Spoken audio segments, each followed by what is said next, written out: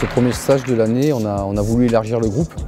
On est passé à 17 joueurs alors qu'habituellement on en a une douzaine, avec justement la spécificité d'intégrer 3 nouveaux joueurs et des gauchers pour justement travailler une tactique nouvelle, différente forcément de ce qu'on avait l'habitude de mettre en place. Voilà, donc 3 nouveaux joueurs, plus ou moins jeunes d'ailleurs. Romain qui est le plus jeune qui a 23 ans, Romain Isoire, Romain Akili qui est un peu plus âgé, et un intermédiaire, c'est Quentin Vasse. Voilà, donc ils se sont bien adaptés déjà sur le premier entraînement et ça va continuer, ça va monter en puissance tout au long du week-end. Et nous on se donne une petite stratégie supplémentaire.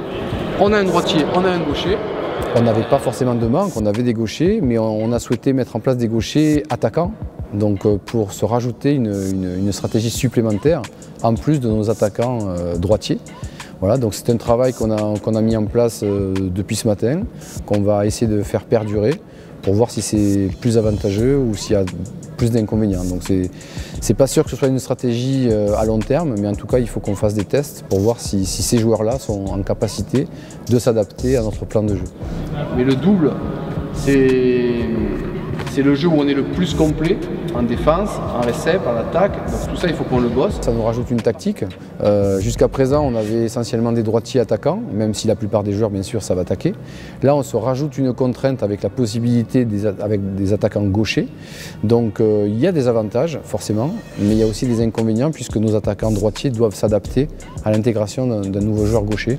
Voilà, c'est un peu technique, mais c'est quelque chose qui nous plaît. On a envie de continuer dans ce sens.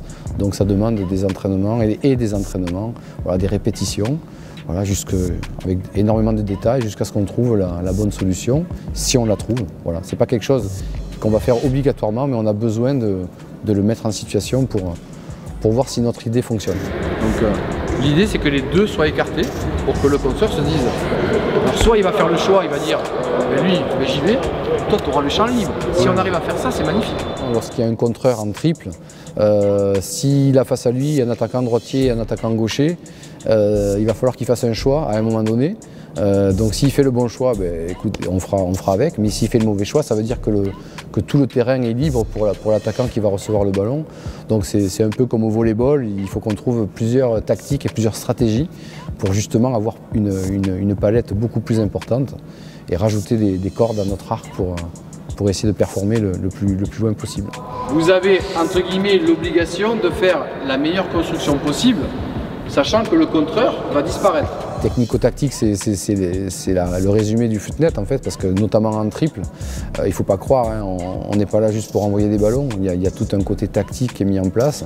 Bien entendu, quand on dit tactique, ça veut dire que les joueurs doivent comprendre la tactique, la mettre en place. Et donc c'est ce que je disais tout à l'heure, c'est beaucoup de répétitions et on est dans le détail pour essayer de performer au maximum.